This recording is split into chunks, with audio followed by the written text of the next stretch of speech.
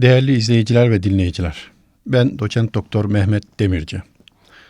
Bugün sizlere Kur'an-ı Kerim'de şükür konusundan söz edeceğim. Yüce Yaratıcıya karşı inançlı olmayı ve minnet duygusu içinde bulunmayı ifade eden şükür kelimesi, Kur'an-ı Kerim'de birçok ayette yer alır. Bu ayetlerde şükrün öncelikle bir kulluk görevi olduğu hatırlatılarak, insanlara Allah'a şükretmeleri emredilmiş, nankörlük yapmaları yasaklanmıştır. Onun için şükür her şeyden önce insanın yaratıcısını tanıması, hiçbir şeyi ortak koşmadan ona iman etmesi ve kulluk vazifesini yerine getirmesi demektir. Şükrün inançla olan bu münasebetinden dolayı Mekke döneminde inen surelerde bu meziyet daha çok vurgulanmıştır. Çünkü Kur'an-ı Kerim'in Mekke döneminde inen ayetlerde inançla ilgili konulara ağırlık verildiği bilinmektedir. Bu ayetlerin büyük bir kısmında insanın Allah'a karşı en önde gelen görevlerinden birisinin şükür olduğuna dikkat çekilmiştir.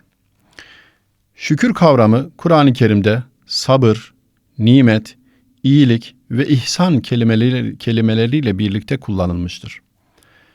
Konunun Kur'an'da yer alışındaki temel amaç, varlık aleminde en büyük iyiliğe mazhar olmuş olan insana yüce yaratıcısını hakkıyla takdir etmesi gerektiğini hatırlatmaktır. Şükür, yapılan bir iyiliğin değerini bilmek, onu takdir etmek ve iyilik sahibini minnetle anmak manalarına gelir.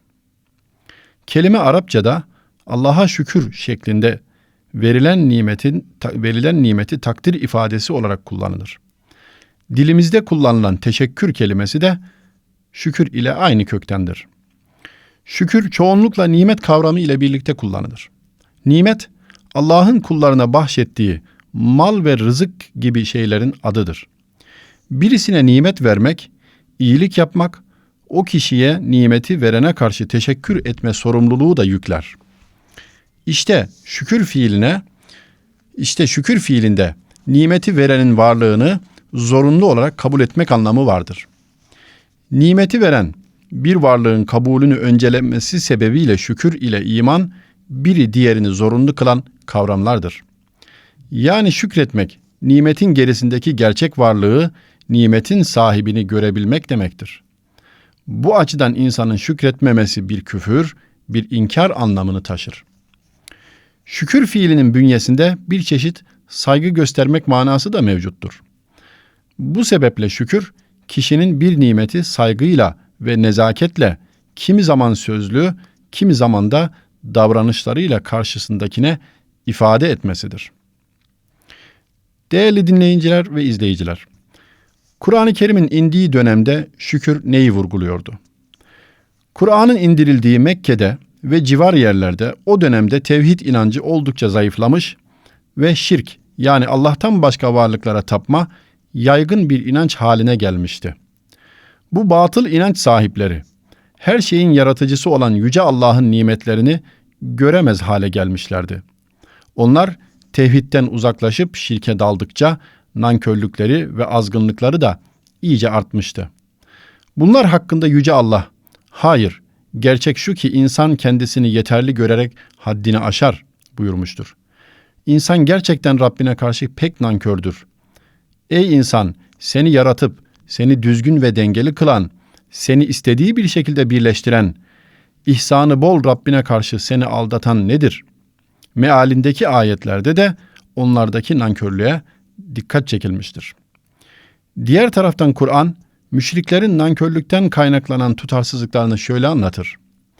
Şayet o inkarcılara, gökleri ve yeri yaratan, güneşi ve ayı yasalarına boyun eğdiren kimdir diye soracak olursan, hiç şüphesiz Allah'tır derler. O halde haktan nasıl yüz çevirmektedirler? Kur'an-ı Kerim bu hatırlatmayı sık sık yaparak müşriklerin nankörlükten vazgeçmelerini istemiştir. Zira onların şirkten kurtulmaları içlerindeki şükür duygusunun harekete geçirilmesiyle mümkündü. Medine döneminde indirilen ayetlerde de şükür, tevhid, yani Allah'ın birliğiyle olan münasebeti açıktır. Bu dönemde de bu münasebet vurgulanmıştır. İnsanlara verilen çeşitli nimetler, İsrailoğullarına tanınan imkanlar, Allah'ın insanlara yardımı, ahiret mükafatları Medine döneminde şükürle birlikte ele alınır.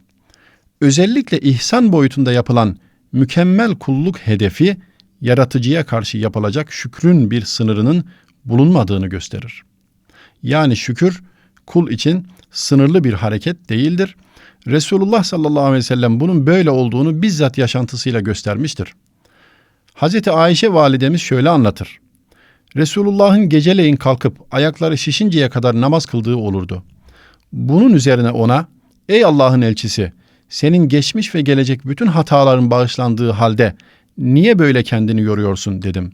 Bana Allah'a şükreden bir kul olmayayım mı diye cevap verdi.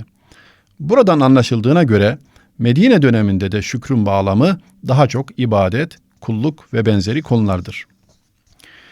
Şükür kavramı Kur'an-ı Kerim'de temelde iki manada kullanılmıştır. Birincisi az önce de söylendiği gibi Allah'tan başka varlıklara tapmayı bırakarak onu tek bir ilah olarak kabul etmek anlamıdır. Allah şükredenleri ödüllendirecektir mealindeki ayette bu tevhid manası mevcuttur. İkincisi ise verilen nimetlere karşı şükretmek anlamıdır. Allah'ın nimetlerine şükredin mealindeki ayette nimetlere ve iyiliklere karşı şükür manası vardır. Değerli dinleyiciler, Kur'an-ı Kerim'de şükür ile yakın anlamlı başka bazı kelimeler mevcuttur. Bunlardan bir tanesi hamd kavramıdır. İki kavram arasında mana bakımından bir yakınlık bulunsa da aralarında bazı farklar mevcuttur. Buna göre hamd hem nimet ile hem de ibadet gibi başka hususlarla bağlantılı olarak kullanılır. Şükre göre daha genel bir manaya sahiptir. Şükür ise sadece nimet kavramı ile bağlantılı olarak kullanılır. Hamd bazen şükrün yerine kullanılsa da şükür hamdin yerine kullanılmaz. Buna ilaveten hamd, nimet ile olduğu kadar Kur'an'daki ihsan kavramıyla da alakalıdır. Ancak ihsan kavramında kendisine nimet verilen ikinci bir şahsın varlığı zorunlu değildir. Yani kişinin kendisine de ihsanı söz konusu olabilecektir. Kur'an'da şükür ile birlikte zikredilen önemli bir kavram da zikir kavramıdır. Yüce Allah'ı anmak, hatırlamak, unutmamak demek olan zikrin şükür ile benzerliği şu şekilde izah edilmiştir. İnsan zikir görevini kalbi, dili ve davranışlarıyla yaptığı gibi şükür görevini de kalp, söz ve davranışlarıyla gerçekleştirir. Ancak bunların şükür olması için kişinin kendisine ulaşmış olan nimetlerin farkına varması ve bunları o nimete mukabil bir saygı olarak yapması şarttır. Zikir ise böyle bir nimetin ulaşması kaydına bağlı olmaksızın bir muhabbetin ve tam bir ilahi aşkın eseridir. Genel olarak üç türlü şükürden söz edilmiştir. Birincisi kalbin şükrü denilmiştir. Bu, bütün nimetlerin sahibinin gerçekte Allah olduğuna inanmaktır. Elinizde nimet olarak ne varsa Allah'tandır mealindeki ayet kalbin şükrünü anlatır. İkincisi dilin şükrüdür. Bu daima bir zikir hali ile birlikte Allah'ın nimetlerini kişinin diliyle ifade etmesidir. Rabbinin lütuflarını şükranla an mealindeki ayette bu ifade edilir. Üçüncüsü fiiller ve davranışlar ile gösterilen şükürdür. Bu nefsini Allah'a itaat etmeye yönlendirmek demektir. Ey Davut ailesi, şükür için çaba gösterin, gayret edin mealindeki ayette insanın davranışlarıyla şükretmesi istenmiştir. Değerli dinleyiciler, şükür nimeti vereni tanımak, ona minnet duymak demektir. Şükür her şeyden önce bir kulluk görevidir. Onun için Yüce Allah kullarına şükrü kesin bir dille emreder. Kur'an-ı Kerim'de insanlar kendilerine bahşedilen nimetlerin karşılığı olarak önce Yüce Allah'ın birliğini ikrar etmeye davet edilmiştir. Eğer inkar ederseniz şüphesiz ki Allah sizin iman etmenize muhtaç değildir. Ama kullarının inkar etmesine de razı olmaz. Şükrederseniz bu tutumunuzdan hoşnut olur. Hiç kimse başkasının günahını yüklenmez. Sonunda dönüşünüz Rabbinize olacak. Ardından O neler yapıp ettiğinizi size haber verecektir. Bu ayeti kerimede sözü edilen şükür, kulların Allah'a iman edip ona itaatte bulunmalarının adıdır. Bu iman bazı ayetlerde şükür kavramı ile ifade edilir doğrudan. Bunun sebebi şükrün kişiyi imana ulaştıran önemli bir duygu olmasıdır. Yüce Allah burada kişiyi imana ulaştıracak olan fiilin kendisini zikretmiştir. Bu sebeple ayette geçen eğer şükrederseniz ifadesi eğer Allah'ı tevhid ederseniz şeklinde açıklanmıştır. Mekki surelerde daha sık geçmekte olan kullarımdan şükreden pek azdır mealindeki ayet şirkten uzak durmayı ve tek bir Allah'a ibadet etmeyi emreder. Allah'a şirk koşmadan iman etmenin yani tevhidin ardından ona kulluk, ibadet yapmak da şükrün önemli bir tezahürüdür ki medeni surelerde bu husus daha sık vurgulanmıştır. Değerli dinleyiciler ve izleyiciler, genel olarak şükür yaratana itaat etmek, onun rızasını kazanmaya yönelik davranışlar ortaya koymak, böylece ona karşı olan ibadet borcunu yerine getirmek demektir. Muhammed bin Kâb'dan nakledilen manaya göre şükür, kulun iç dünyasında Allah'tan sakınması yani takva demek olup insanın davranışlarıyla da kulluğunu göstermesi demektir. Bu manadan olmak üzere namaz bir şükür, oruç bir şükür demek olup kulun yapmış olduğu her türlü iyilik de birer şükür yerine geçer. Şükür ile birlikte insanın Yüce Allah'a karşı kulluk görevini ifade eden bir diğer kavramın takva olduğuna temas edilmişti. Öyle ki takva, Allah'ın emir ve buyruklarına uymanın son noktası olarak tarif edilir. Yüce Allah bu iki kavramı bir arada zikrederek şöyle buyurur. Andolsun ki Allah size zayıf ve çaresiz iken Bedir'de yardım etmişti. Allah'a isyandan sakının ki, burası takva demektir, şükretmiş olasınız.